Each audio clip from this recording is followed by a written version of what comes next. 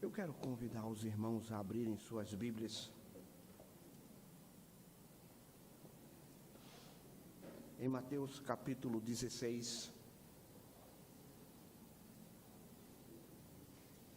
Sentado como os irmãos estão, eu gostaria que os irmãos abrissem e deixassem suas Bíblias abertas em Mateus capítulo 16.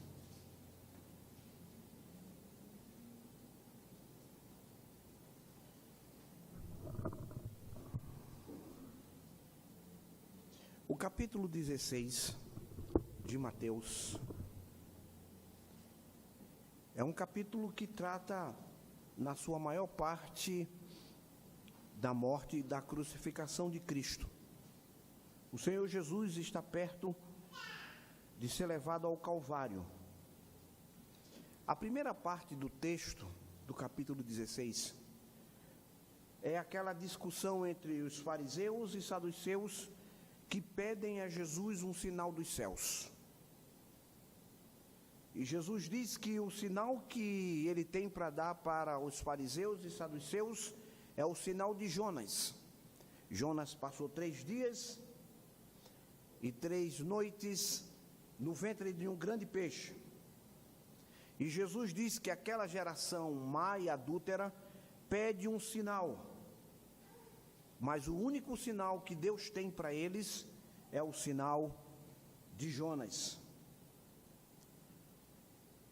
Caminhando até o versículo 5, até o versículo 12, Jesus alerta os seus discípulos com relação ao fermento dos fariseus e dos saduceus.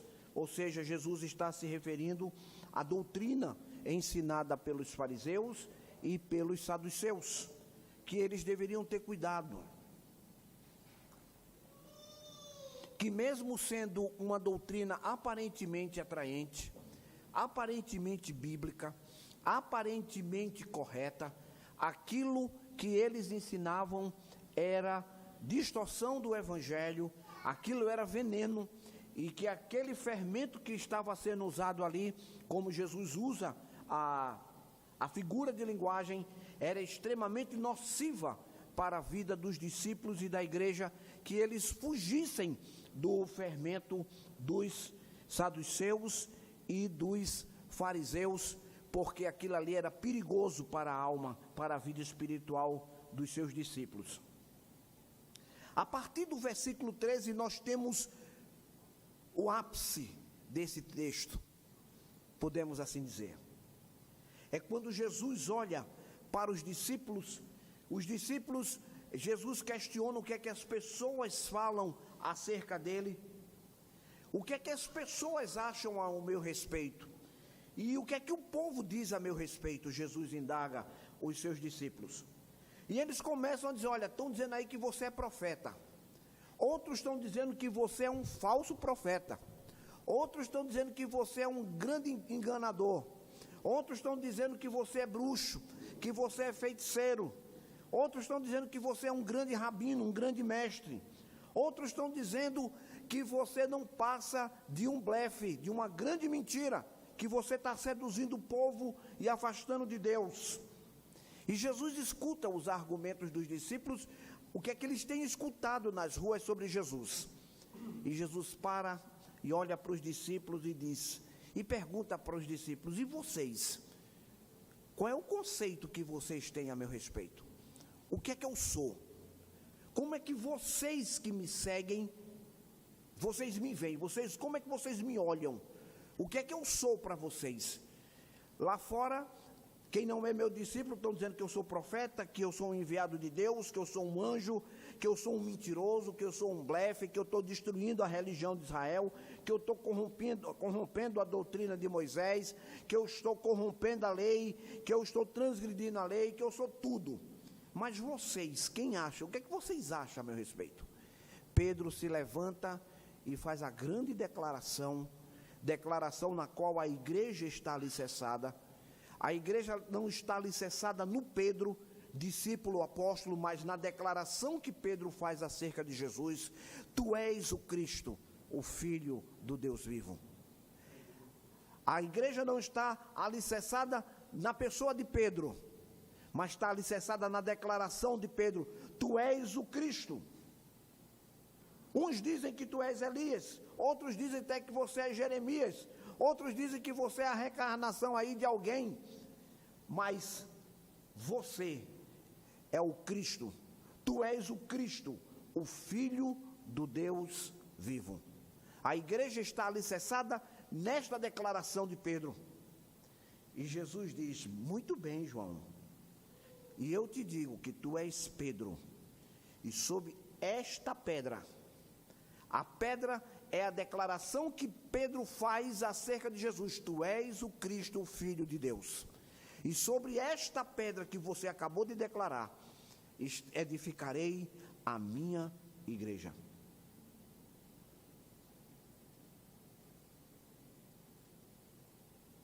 A partir do versículo 21 até o versículo 23, Jesus fala acerca da sua morte e da sua ressurreição.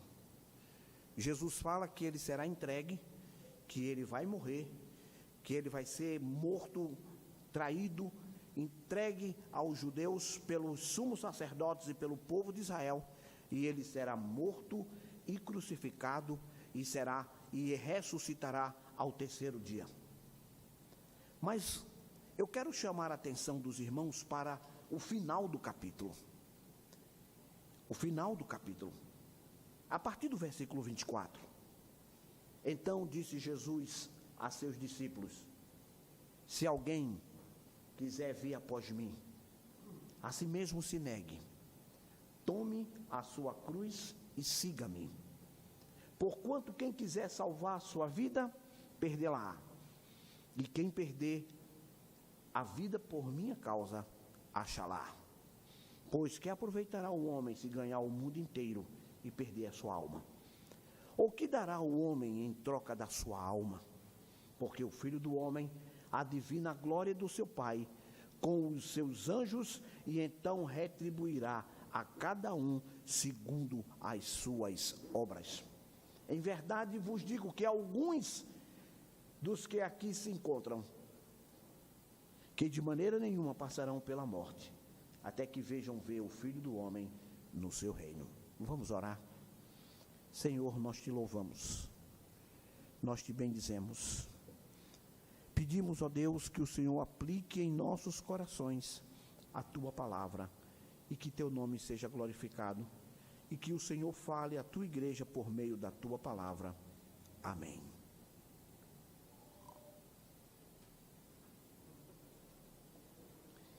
Queridos, nós vivemos uma época em que o cristianismo que está sendo oferecido é um cristianismo das facilidades.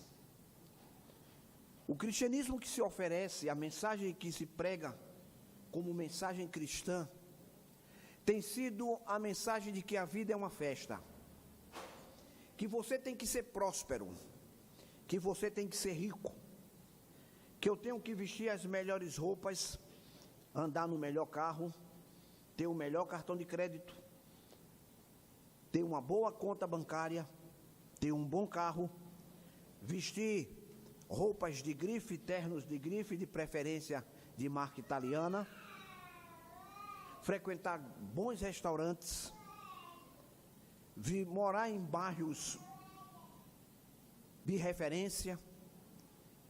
Esse é o cristianismo que se prega hoje. Você tem que ser próspero, você tem que ser feliz, você tem que ser abençoado. E bênção aqui é você ter dinheiro, bênção aqui é você viver bem financeiramente. O cristianismo que se prega hoje é o cristianismo que diz: você não pode sofrer. Se você está sofrendo, é porque tem alguma coisa errada na tua vida. Possivelmente você esteja em pecado, ou você não deu o dízimo e por causa disso você está sofrendo. O evangelho que se prega hoje é um evangelho que veio de outro planeta, menos do coração de Deus. O evangelho que se prega hoje É o evangelho que diz: esse mundo é maravilhoso e você tem que desfrutar de tudo aquilo que ele tem para lhe oferecer.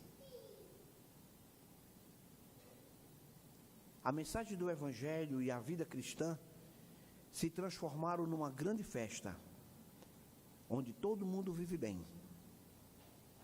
Mas quando a gente depara com Mateus capítulo 16, e Jesus começa a falar da vida cristã, a gente percebe que o que se está pregando nas igrejas hoje não é o evangelho de Cristo. É um evangelho falsificado, que ensina para você que você tem que ser bom em tudo, viver bem em tudo. Mas quando a gente vê Mateus 16, Jesus falando para os seus discípulos o que é ser cristão, o que é seguir a Cristo, a gente percebe que a mensagem que está sendo pregada nas maiorias das igrejas é um evangelho totalmente falsificado daquilo que Cristo pregou. Jesus, no capítulo 16, falando aos discípulos depois de tudo que discorreu, no capítulo 16, fermento dos fariseus, a sua morte e ressurreição, quando ele prediz, eles falam sobre os sinais dos céus que os judeus pedem, a confissão de Pedro, depois de tudo aquilo que Jesus, ele ensina, a grande declaração de Pedro.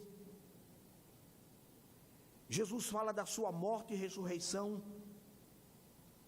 Aí Jesus para e diz: vocês querem me seguir?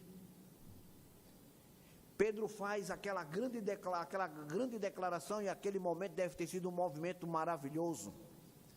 Eles vibraram com aquilo, foi um momento de glória, esplendoroso. Aí Jesus, depois de falar aquelas palavras a Pedro, Jesus para e diz: olha, eu vou ser crucificado e eu vou morrer.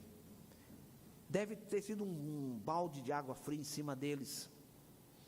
E ele diz: eu vou morrer, vou ser crucificado, vou morrer e ressuscitarei. E Jesus continua: vocês querem ser meus discípulos? A condição para ser meu discípulo é esta. Há muitas pessoas que estão na igreja, mas não entenderam o que é o cristianismo. Há muitas pessoas que estão na igreja que não sabem qual é o cerne, o centro do cristianismo, o que é seguir a Cristo. Elas pensam que ser cristão é vir à igreja, participar dos sacramentos, ouvir um sermão, dar a sua oferta ou seu dízimo e vai embora para casa, e que está tudo bem com elas. Mas Jesus, ele não entendia cristianismo como isso.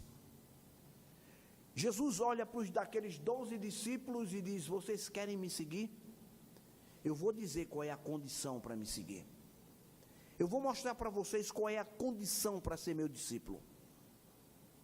E ele começa a dizer: disse Jesus aos seus discípulos: se alguém quer vir após mim, negue-se a si mesmo, tome a sua cruz e siga-me.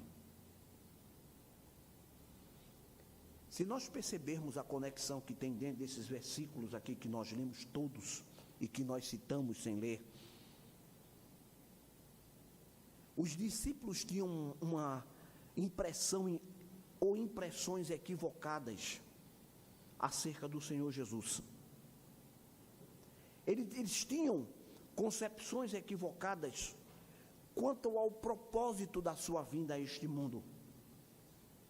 Eles tinham concepções equivocadas quanto à obra messiânica de Cristo. Assim como Pedro, todos os discípulos, eles não suportavam a ideia de que Cristo iria ser crucificado.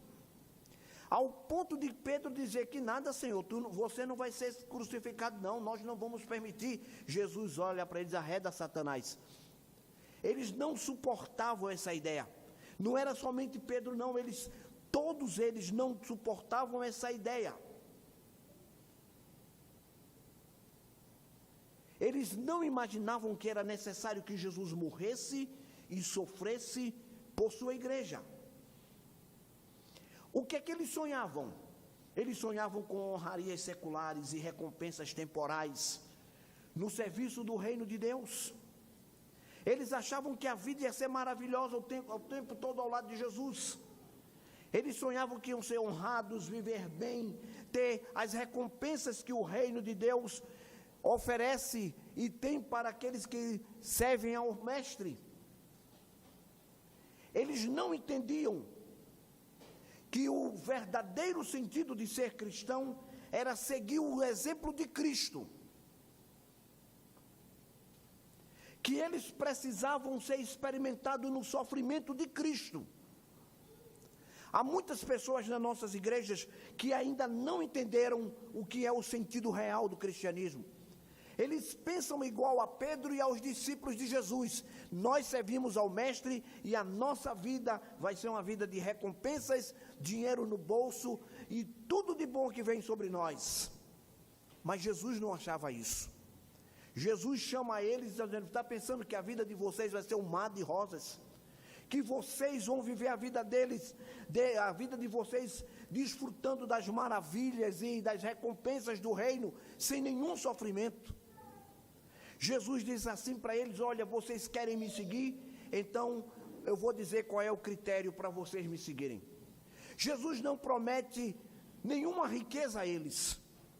Jesus não prometeu que eles teriam uma casa própria, que eles teriam um carro, que eles teriam dinheiro, que eles vestiriam roupa de grife, que eles comeriam o melhor dessa terra.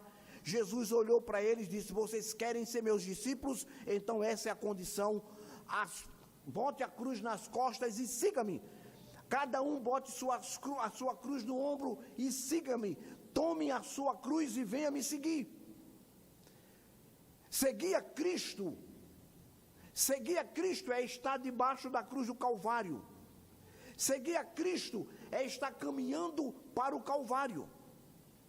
Seguir a Cristo é abrir mão de tudo que esta vida tem para dar e estar disposto a sofrer todos os sofrimentos possíveis por causa do reino de Deus, e no fim disso tudo morrer por causa do reino de Deus. A vida cristã, irmãos, é negar-se a si mesmo e deixar que Cristo seja tudo em todos. Seguir a Cristo não é uma festa. Seguir a Cristo é uma renúncia rumo ao Calvário. Jesus diz: aquele que quiser vir após mim, negue-se a si mesmo, tome a sua cruz e venha.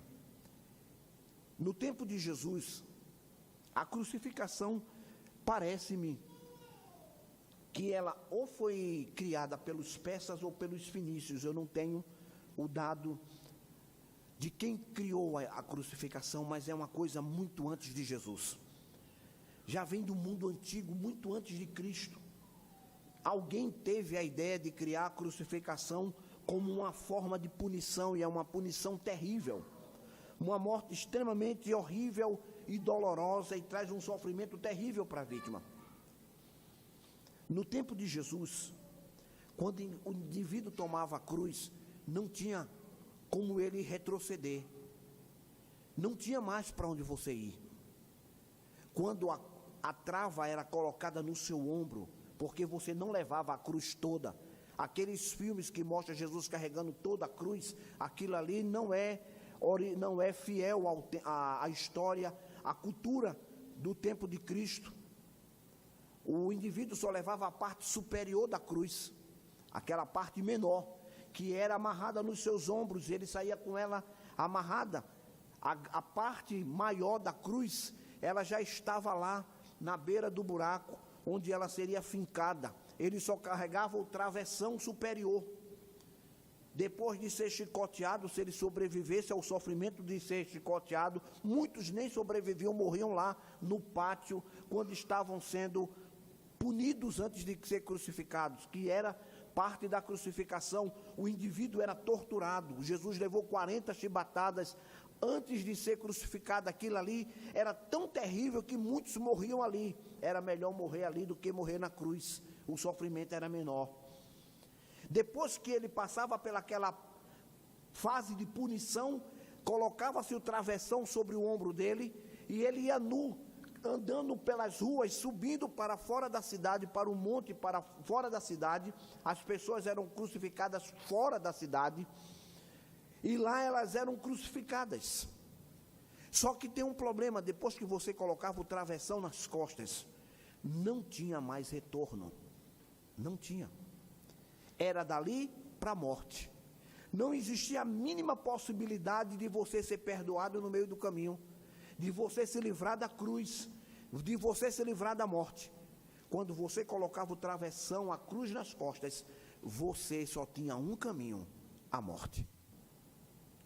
Ou você dá as costas para o reino de Deus, joga a sua cruz no chão, esquece a cruz e conquista esse mundo, e você no final perderá a sua alma. João diz que aquele que ama o mundo, o amor do Pai não está nele. Nós temos que fazer uma escolha como cristãos. Se queremos realmente viver a vida cristã, então nós temos que aborrecer esse mundo e deixá-lo de lado. O mundo aqui não é a criação, mas tudo aquilo que ele nos oferece como forma de pecado, todo o sistema pecaminoso que este mundo me oferece, que me distancia do reino de Deus. Ou eu sigo a Cristo e renuncio a este mundo, ou eu amo este mundo e renuncio a Cristo. Essa lição que Jesus nos dá, solene, neste texto, nos chama a tomarmos uma escolha, a uma decisão como cristãos. Ou eu amo esse mundo, ou eu amo a Cristo e carrego a minha cruz como um verdadeiro cristão e como um sinal de que Cristo é o Senhor da minha vida. Agora existe um problema: você não pode querer os dois ao mesmo tempo. Eu quero o mundo e quero carregar a minha cruz, porque ou você ama um ou você ama o outro. Não dá para seguir as duas coisas. Mas nós também aprendemos nesse texto que é na segunda vinda, que será na segunda vinda de Cristo, que receberemos a nossa recompensa. A nossa recompensa não está nesse mundo. A nossa recompensa está em Cristo. A nossa recompensa está no reino. Nós não pertencemos a esse reino, o nosso reino é outro. O nosso reino é aquele que está por vir. Na segunda vinda de Cristo, nós receberemos a nossa recompensa por um dia termos feito a escolha de carregar a cruz e seguir Cristo e renunciar a este mundo e não amar a este mundo. A consequência de tomar a cruz é o reino de Deus, é receber o reino de Deus e tudo aquilo que Deus tem preparado para nós. O capítulo termina dizendo algo interessante. Jesus está falando para as pessoas que estão ouvindo, que estão ali presentes ouvindo ele falar, mas também é uma realidade para nós. Jesus diz para aquelas pessoas que estão ouvindo o sermão: em verdade vos digo que alguns dos que aqui se encontram, que de maneira alguma passarão pela morte, até que vejam vir o Filho do Homem no seu reino. Jesus está dizendo para aquelas pessoas, para um grupo daqueles privilegiados. Tem um monte de gente ouvindo Jesus, são discípulos de Cristo, e Jesus diz: olha, alguns de vocês serão privilegiados, porque vocês só vão morrer depois que assistir à glória do Filho de Deus. Jesus está dizendo: eu vou morrer, vou ressuscitar e vou subir aos céus, e vocês vão assistir isso aí, e vocês só vão morrer quando vocês assistirem este momento de glorificação do Filho do Homem. Quando eu for glorificado, quando eu ressuscitar e subir aos céus, e vocês vão assistir isso, aí então depois disso vocês morrerão. Mas como consequência de seguir a Cristo, nós temos o reino dos céus. Negar-se a si mesmo. Esse é o desafio que Cristo faz a cada um de nós. O verdadeiro cristianismo, irmão, só é real na vida da gente quando a gente tem essa disposição de negar-se a si mesmo, para que Cristo seja Senhor da vida dela, da vida da igreja. Jesus diz: vocês querem ser meus discípulos? Tudo bem. A primeira lição, vocês têm que negar a si mesmo. Não existe um verdadeiro discípulo que não aceite negar a si mesmo. Se você não nega a si mesmo, você ainda não é discípulo de Cristo, não é um verdadeiro discípulo de Cristo. Todo discípulo de Cristo tem que tomar a iniciativa e tomar a decisão de negar-se a si mesmo para que Cristo seja Senhor sobre tudo e sobre todos. Negar-se a si mesmo é uma declaração, é uma das declarações mais claras e fortes de toda a Escritura. Negar-se a si mesmo é a declaração mais forte e mais clara que tem na Bíblia, que define o que é a vida cristã. Quando Jesus diz negue-se a si mesmo, Jesus está fazendo a mais clara e a mais forte definição da vida cristã. Não existe vida cristã do ponto de vista bíblico sem que cada um de nós tenhamos a capacidade de negar a si mesmo. Vida cristã só existe na vida de um homem. O homem só vive a vida cristã se ele for capaz de negar-se a si mesmo. Não existe a mínima possibilidade de você dizer e assumir o cristianismo sem que você negue a si mesmo. Seguir a Cristo é você viver debaixo da sombra da cruz. Seguir a Cristo é você viver no Calvário. E Calvário é símbolo de morte. Se nós queremos nos unir a Cristo, a Ele, em sua glória, se nós queremos ter parte na sua exaltação e glorificação, primeiro, nós devemos nos unir a Ele em sua desonra, em sua vergonha, em sua humilhação e em sua morte. Há muita gente que sonha em se unir a Cristo. Eu sonho com isso. Nós sonhamos com isso na segunda vinda de Cristo, quando nós vamos nos unir a Ele. Mas se você quer se unir a Cristo em sua glória, se você quer se unir a Cristo em sua exaltação, é maravilhoso. Será maravilhoso nós nos unirmos a Cristo em sua glória, em Cristo exaltado sobre todas as nações como Senhor do universo. Mas antes disso, tem um pré-requisito. A igreja de Cristo sonha com esse dia. O dia que nós vamos unir com Cristo em glória. Quando os céus se abrirá e Cristo descerá uma única vez para julgar os vivos e os mortos.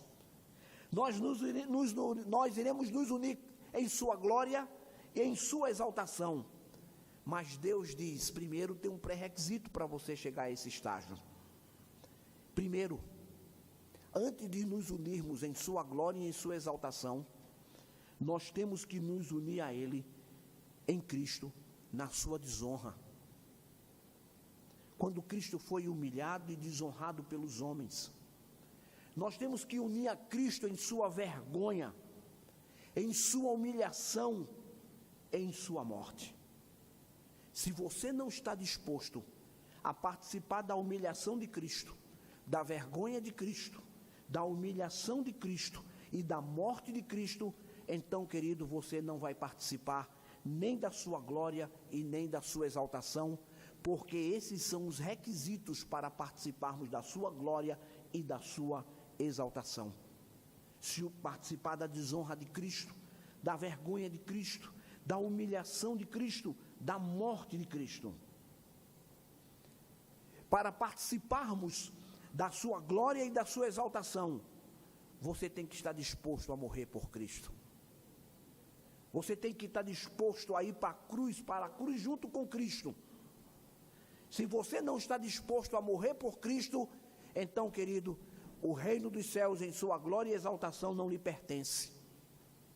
O reino de Deus vai pertencer àqueles que participaram da desonra, da vergonha, da humilhação e da morte de Cristo.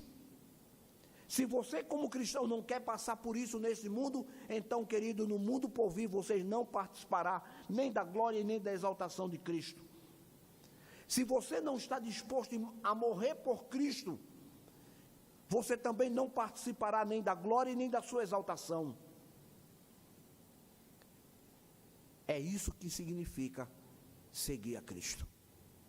Seguir a Cristo, irmãos, não é vir para o culto, ter um grupo de louvor da hora, como diz os jovens, um grupo de louvor bacana, onde todo mundo levanta a mão, bate palma e dança, e tem um pastor que prega uma mensagem de autoajuda e sai todo mundo feliz para casa, e acha que a vida vai ser maravilhosa e que você não tem compromisso com nada e com ninguém, e que a cada domingo você vem para a igreja e participa das mesmas coisas, e que isso é a vida cristã.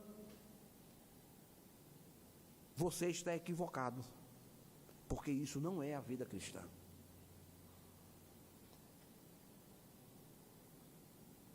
É o que significa ser cristão, o que significa ser um seguidor de Cristo, é participar da sua desonra, da sua vergonha, da sua humilhação, da sua morte. Isso significa ser um verdadeiro seguidor de Cristo. Ser um seguidor de Cristo não é participar de cultos da hora, cultos, como as pessoas têm dito, né, explosivos, de adoração explosiva, de muita festa. Isso não é ser seguidor de Cristo. Ou participar de uma vida cristã fantasiosa, onde você é apresentado a você um mar de rosas, de bênçãos e de glórias e de vitórias, onde você não vai chorar, onde você não vai sofrer, onde você não vai morrer. Esse não é o cristianismo, essa não é a mensagem de Cristo, isso não é seguir a Cristo. Ser um verdadeiro seguidor de Cristo, ser um verdadeiro cristão, é participar da vergonha, da desonra, da humilhação e da morte de Cristo. Se você quiser vir após mim, negue-se a si mesmo, tome a sua cruz e siga-me. Está disposto, querido, a seguir a Cristo? Então, meu irmão, tome a sua cruz. Comece a avaliar a sua vida. Comece a avaliar os seus valores cristãos. E se nas suas costas não tem uma cruz, então você não é um seguidor de Cristo. Se você não está disposto a participar dos sofrimentos, da vergonha, humilhação e morte de Cristo, você não é um cristão. Se você está aguardando o reino de glória e de exaltação, sem que você passe pela humilhação e sofrimento e morte e vergonha de Cristo, você não é um verdadeiro cristão. Ser um verdadeiro cristão é tomar a cruz e segui-lo. Isso é ser um verdadeiro cristão. Isso é ser um verdadeiro cristão. Isso é ser um verdadeiro seguidor de Cristo. O desafio que Cristo nos faz, que Jesus nos faz, não é sermos cristãos bacanas. Não é sermos um cristão bacanas para agradar pessoas no mundo bacana. O que Cristo nos convida é tomar a cruz e segui-lo. Se você não está disposto a isso, eu tenho uma péssima notícia. Você nunca vai participar da exaltação e nem da glória de Cristo. Mas se você decidiu como cristão tomar a cruz, então, querido, diante de você haverá um mundo de sofrimento, de lágrimas, de dores, de angústia. Se você decidiu tomar a cruz, então fique sabendo que você vai participar da humilhação, sofrimento e morte de Cristo. Se Cristo passou tudo aquilo que Ele passou por nós, nós também passaremos por Ele. Se você decidiu ser um verdadeiro cristão, um verdadeiro seguidor de Cristo e tomou a cruz, então, querido, no final da tua vida, o que estará te esperando é um reino de glória e de exaltação com aquele que é Senhor sobre todas as coisas, aquele que morreu e ressuscitou para nos dar a vida eterna e nos levar para o seu reino, para participarmos de toda a sua glória e de toda a sua exaltação que ele hoje desfruta no reino dos céus. Seguir a Cristo, querido, é uma renúncia. Seguir a Cristo é tomar uma cruz e segui-lo. Não existe outra opção. Não existe outro caminho. Não existe. É a única condição para seguir a Cristo. E essa condição está diante de você. Ou você abraça a cruz e assume todas as consequências de seguir a Cristo, ou, querido, ou ame este mundo e perca a sua alma. Esse é o desafio que Cristo nos coloca. Que tipo de seguidores nós somos de Jesus? Aqueles que querem seguir a Cristo e querem amar o mundo e não carregar a cruz? Ou aquele que decidiu carregar a cruz e abraçar e assumir todas as consequências que existem em seguir a Cristo? Que Deus nos abençoe. Aquele que quiser vir após mim, negue-se a si mesmo, tome a sua cruz e vamos embora, porque no final existe um reino de exaltação e de glória esperando por você. Vamos orar. Senhor, nós te louvamos, porque tua palavra, ela nos desafia a tomarmos posição com relação à nossa vida cristã. Te louvamos pelos desafios que estão diante de nós. Ó Deus, sabemos que seguir a Cristo, ó Deus, existem implicações profundas, mas nós queremos pedir ao Senhor que nos dê graça, que nos dê força, que neste mundo, Pai, que vive na contramão do reino, não seja motivo para nós abandonarmos a nossa cruz, mas como cristãos verdadeiros, nos ajude na nossa caminhada, para seguirmos, ó Deus, carregando a nossa cruz, independente das consequências que virão. Ó Deus, para a glória do Teu nome, nos ajude na nossa caminhada, segure nas nossas mãos, nos dê força e graça, para que possamos chegar ao Calvário. Ó Deus, carregando a nossa cruz sem ter vergonha de ir para o Calvário e enfrentar e passar pelas humilhações e sofrimentos de Cristo. Ó Deus, glorifica Teu nome através das nossas vidas e nos ajude a encararmos os sofrimentos deste mundo, olhando para o alto, olhando para Cristo, que é o autor e consumador da nossa fé. Nós te oramos em Cristo Jesus. Amém.